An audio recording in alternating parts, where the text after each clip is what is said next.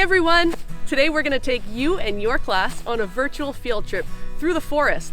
We're going to see all kinds of cool things and we're going to learn about them too.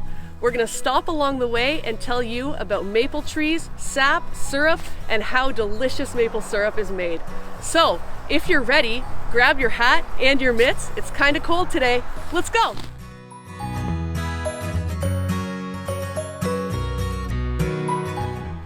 Today we are at the Oshman Forest in the township of North Dundas, the location of our flagship maple syrup education program. The Oshman Forest was owned by the Oshman family, who live right next door to this day for many years. The Oshman family used this forest to produce maple syrup. The old sugar shack they used is still visible from the trail. Keep an eye out, we will see it today on our tour. In 2017, the Oshman family donated this forest to South Nation Conservation in memory of Gertrude Oshman. We are proud to manage and maintain this forest for the production of maple syrup, as well as maintain it for outdoor education and recreation. Today, we're going to bring you and your class on a virtual field trip through the forest, and we're going to learn and see lots of interesting things. Along the tour, we're going to stop and discuss and learn all about maple syrup, sap, forests, animals, and more. I hope you're ready. Let's go!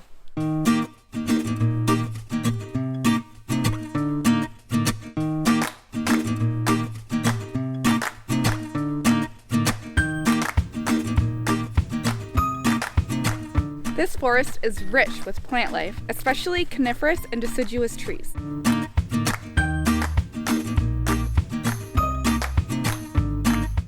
Deciduous trees, such as the sugar maple, this leaf here, lose their leaves in the fall, while coniferous trees, like the eastern white pine, retain their needles and grow pine cones. Deciduous trees often produce food, such as maple syrup, nuts, and fruits. Coniferous trees often contribute to wood building materials and help to make paper.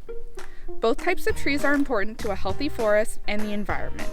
Did you know that we have one species of tree that's considered a deciduous conifer?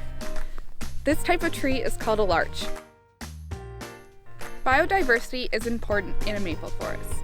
Many other species use this forest. Can you guess which species? Some of those would be deer, squirrel, raccoons, and birds.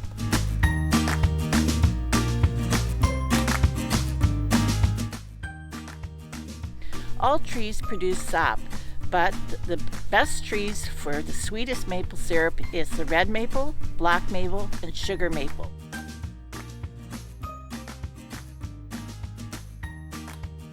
There is over 10 different maple trees in Canada, and they include the sugar, the black, the red, the silver, the big leaf, the mountain, striped, Douglas, vine, and Manitoba maple.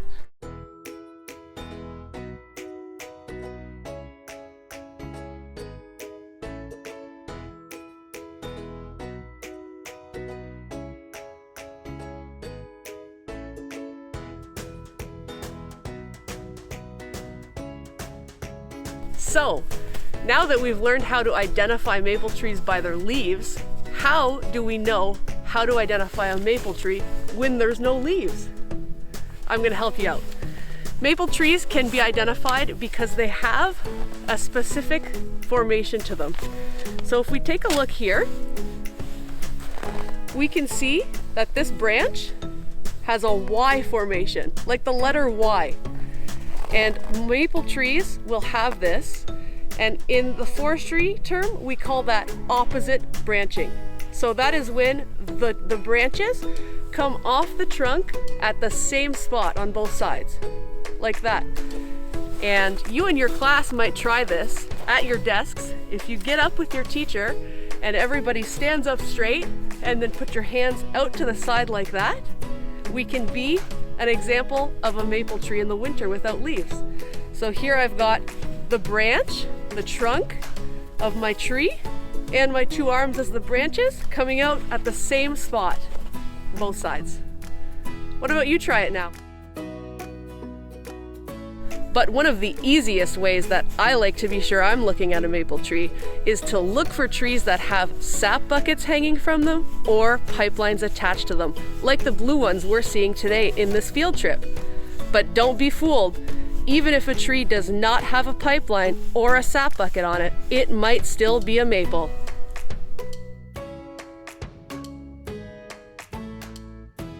Have you ever seen a dead or a fallen tree on the forest floor? Have you ever gone and taken a really close look at it? These trees are crawling with life. They're full of bacteria, fungus, and small insects. These fallen trees provide really important nutrients to the forest floor and to the wildlife that live here. As a conservation authority, we practice conservation efforts as part of everything we do. We are a part of nature and not separate from it. By encouraging diversity in this maple forest, we are strengthening the overall environment by maintaining an environment suitable for all living things as well as humans. Almost everything you see, hear, or smell in this forest is connected to something else in some way. A great example are birds. Birds are great caretakers of trees as they often manage insects that might be harmful to the maple trees. Hey guys, I just saw something really cool. Let's check it out. Take a look at this tree. Can you see all the holes all the way up and down? There's big ones, there's small ones, and there's really tiny ones if you look really closely. Those holes are created by birds, probably woodpeckers.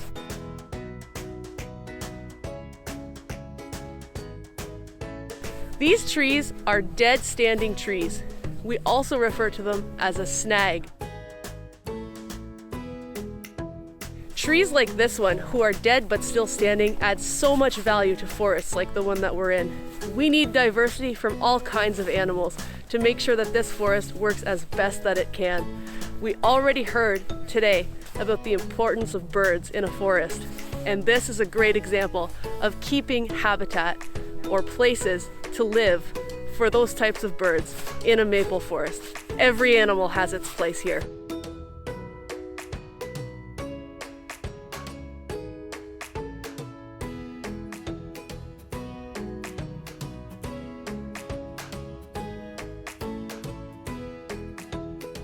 Did you know that squirrels love the maple sap? They often go to the pipelines that are in the forest and will suck out of them like a straw. This causes a lot of problems when there's holes in the pipelines, because then you have to go through the forest and fix all of these holes. Have you ever tried drinking through a straw that has holes in it? It's not very easy.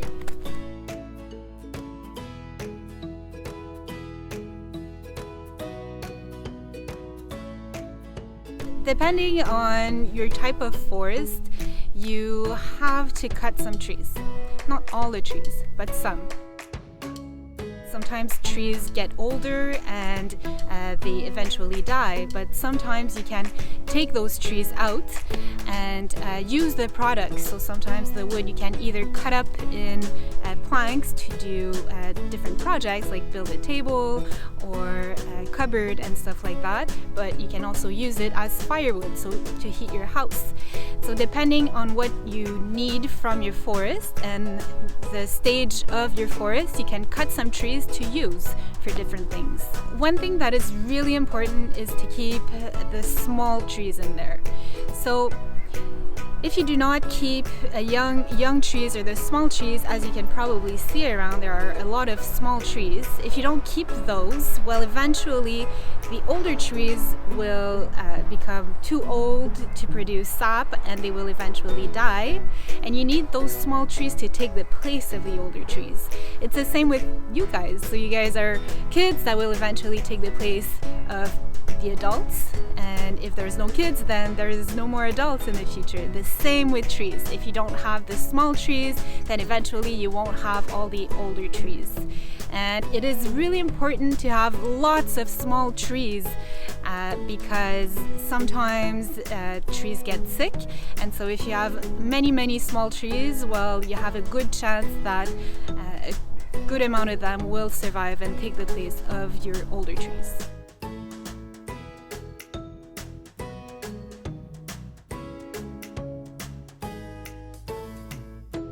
So remember when I was talking about those small maples that we want to keep to have a future sugar bush? Well, this with the blue marking is those maples that we want to keep. So we have identified all over the bush the good maples that we want to protect for the future. So this is too small to tap now, but in a few years it's going to grow and it's going to be big enough so we can put a tap in and it's going to produce sap so we can make our syrup. Have you seen how straight and beautiful it is?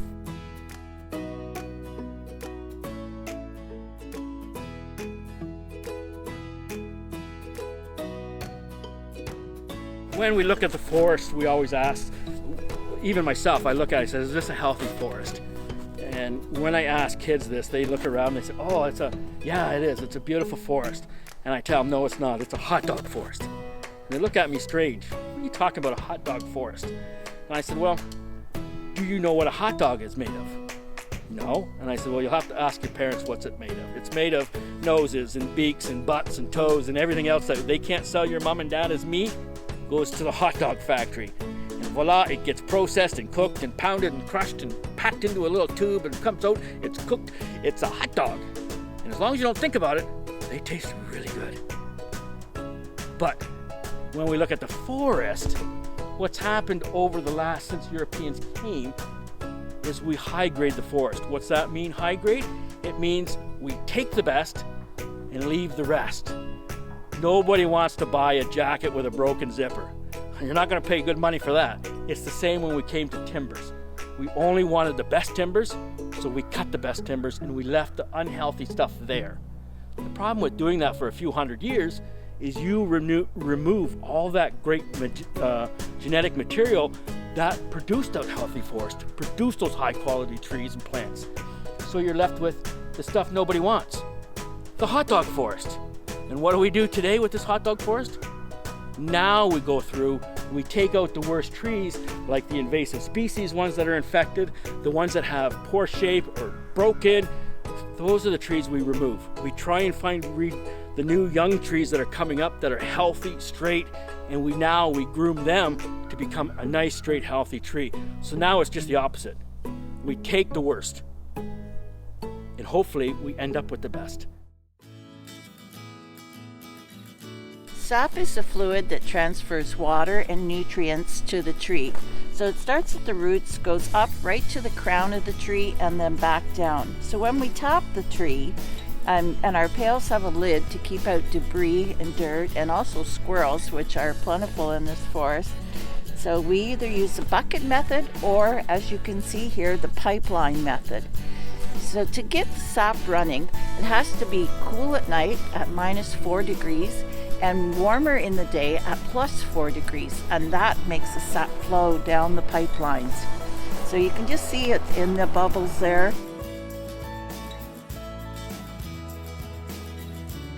So when going up to a tree to tap it, what you want to do is take a look around the entire tree and see if there's any defects on the tree. Primarily down below, what you're looking for is if there's any holes or anything like that. You don't want to tap above that hole, because what happens is that the sap is actually flowing up through the tree, and what you want is a nice clear section of tree that is relatively healthy, that's going to allow for really great sap transfer and transport up the trunk.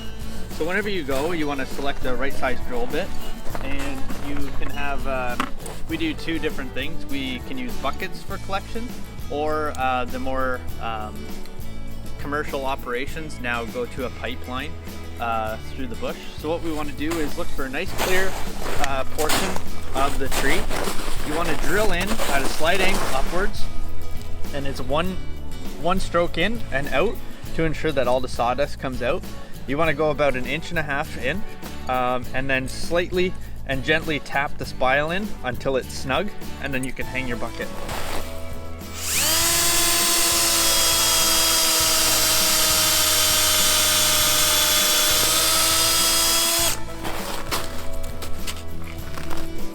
So you have a hammer, and what you can do is just slightly tap until it becomes snug, and then hang your bucket. Now it's good practice to put a lid on your bucket, and that will ensure that no rain gets in there, animals can't get in, dirt or anything falling in there, because you want to keep your sap nice and clean. So in a couple hours, it's going to be a nice day today. I think it's supposed to get up to 10 degrees. It was below freezing last night. So this tree should start to run in the next couple hours whenever the sun starts to warm it up. And eventually this bucket will probably be full at the end of the day.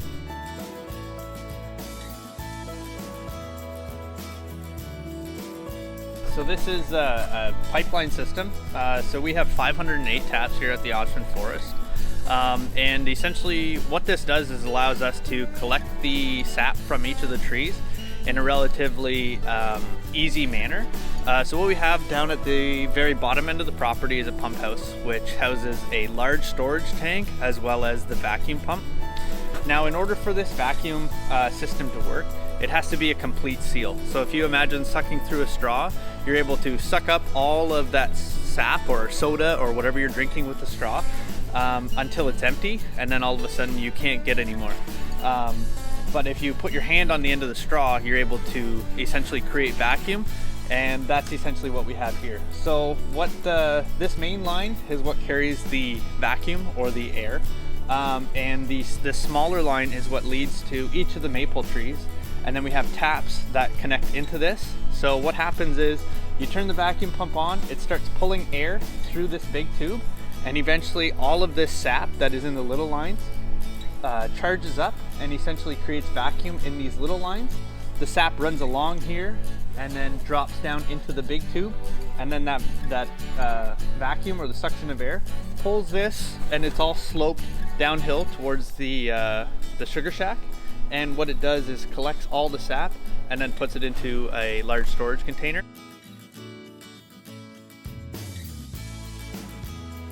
So once the sap is actually harvested from the tree itself, it's essentially usable right away. You can drink the sap itself as a replacement for water if you would wish. But aside from that, there's just a wide plethora of stuff that you can make from maple sap. Obviously syrup, but then syrup can also be transformed into many different usable forms. You can make anything from candy floss, right down to maple sugar treats, maple butter, maple sugar, even right down into barbecue sauce and stuff like that.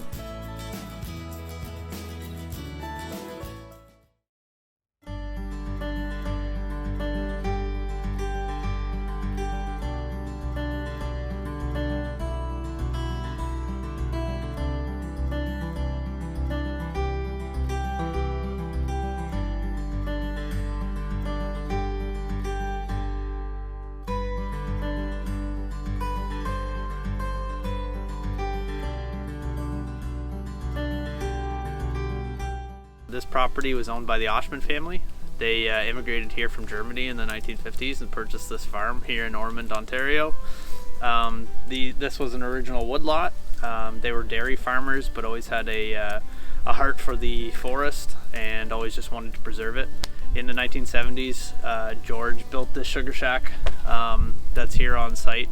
With the help of his family and friends, they milled all the wood from the property and erected the sugar shack, like I said, in the 1970s, and used it up until the mid-2000s. In the late 2000s, George's wife passed away,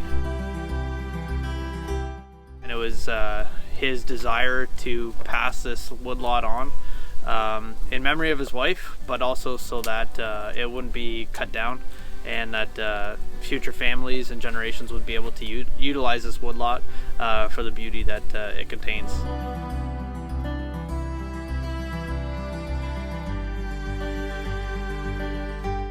In 2016, George donated the properties to South Nation. It's an 18-acre woodlot that features upland hardwoods, and currently S&C utilizes it as a day-use conservation area. So there's a 1.3-kilometer walking trail here, but also it's the home of the maple syrup education program. The First Nations were the first to discover maple syrup.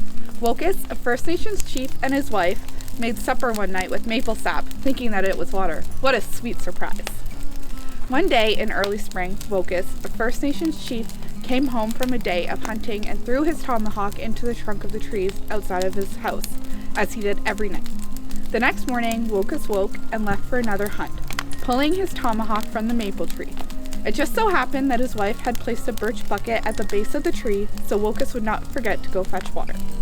The bucket was directly under the gash made by Wokus's tomahawk. While Wokus was gone hunting, the warm spring sun shone on the maple tree and sap began to run from the gash, down the trunk, and dripped right into the bucket. As evening approached, Wokus's wife began to prepare dinner. She needed a pail of water to boil dinner in. As she walked past the tree on her way down to the creek, she noticed the bucket was full of water. Rather than walk all the way to the creek, Wokus's wife decided to use this water. As the dinner boiled, the water boiled away, and by the time dinner was done, the water, which was actually maple sap, had boiled down, creating the first maple syrup. Both Wokus and his wife were pleasantly surprised with the sweetness of this water. With a little experimenting, Wokus and his wife discovered how and when to make this all-natural sweetener. From that point on, maple syrup became an important part of the First Nations people's diet.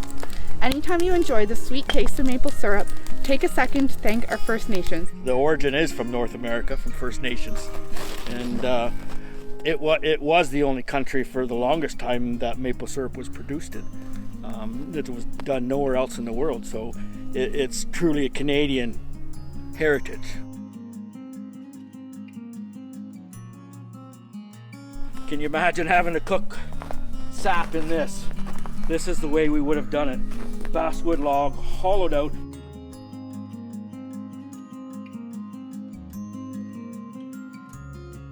But all the knowledge has been brought along. From the First Nations to Europeans. They brought cast iron, wonderful thing. From that, they went right to a modern day evaporator.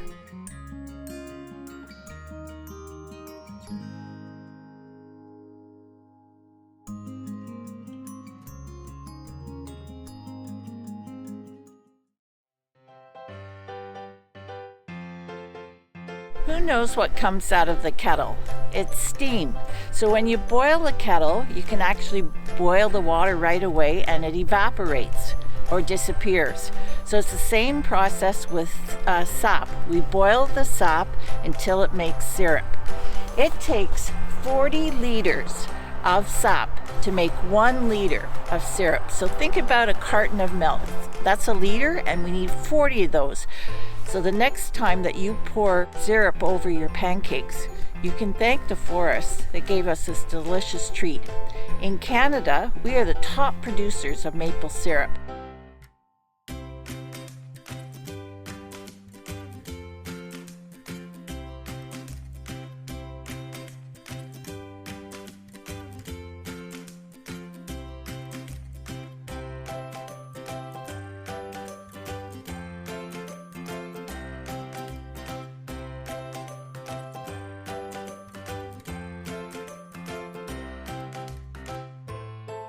Have you guys ever noticed trees like this in the wintertime who still have some of their leaves on them?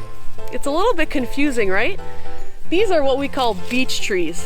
I can always remember that it's a beech tree because the leaves that stay on the tree are like the color of sand, just like on a beach. But don't be fooled, these trees are called beech, spelled B-E-E-C-H, not beach, B-E-A-C-H, like the hot beach that we all wish we were on right now. These are beech trees, and they provide a source of food for all kinds of animals here. They produce a nut, and they're easy to recognize by their leaves that hang on all the way through the winter. But not all. Most of them fall off, but some retain, and that's how we can be sure we're looking at a beech tree. Did you know maple trees have to be a certain size before they're ready to be tapped for maple sap? Let me tell you a little bit more about it. Maple trees have to be about 40 years old before they're ready to be tapped. But how do we know when a tree is 40 years old? It's easy to tell the age of a tree if it's been cut down like this one. Have you ever seen something like this? Maybe you can see an example with your class and count the rings on a tree. This is how we tell the age of a tree. You count each of the spaces between the rings, and each one of those counts for a year. This tree happens to be about 40 years old. It's not a maple because we're keeping the maple trees to produce sap. but we can see the spaces in some spots are larger and thinner in others. Why do you think that is? I'm going to tell you. That's because the spaces that are thicker, usually that means that it's a summer with a lot of rain. So the tree grows very well and it grows larger. Up here we see the spaces are a little bit thinner. What do you think that means? That's because maybe the summer was drier. There wasn't as much rain. We all know plants need rain and sunlight to grow. So that's how we can tell the age of a tree. A maple tree needs to be 40 years, like we said, or about the size of a small dinner plate. Do you guys think that that looks like the size of a small dinner plate? I think so. So this tree, if it were a maple tree and it were not cut, it would be ready to be tapped.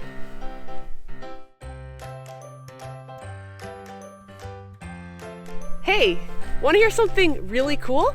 Did you know trees have belly buttons? It's true. Maple trees often have belly buttons. What is a belly button and why does a tree have a belly button? I'm going to tell you. Maple trees, after they're tapped from the year before and the year before that, leaves a hole where the tap in the maple tree was. And just like us on our skin, if we fall and we skin our knee or our elbow, what does our skin do? Our skin repairs itself. There's a scab that forms and then it goes away, but we can still see that there was an injury there. There was something that was hurt. So just like us, trees do the same thing. So on this tree, I can see 2 belly buttons. Can you guys see them? Let's look closely. Here is one. So that was probably from last year when we tapped this tree for sap. And there's another one on this side. Can you guys spot it? I can. Who would have thought that a tree would have belly buttons? If we look up here, this is where we've tapped this tree this year to collect sap in the pipeline.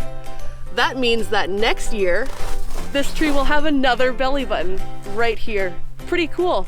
Hey everybody, thanks so much for joining us today on this virtual field trip. We really hope that you learned something along the way and that you had a good time.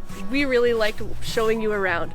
We hope that you can come out and join us right here in the forest really soon.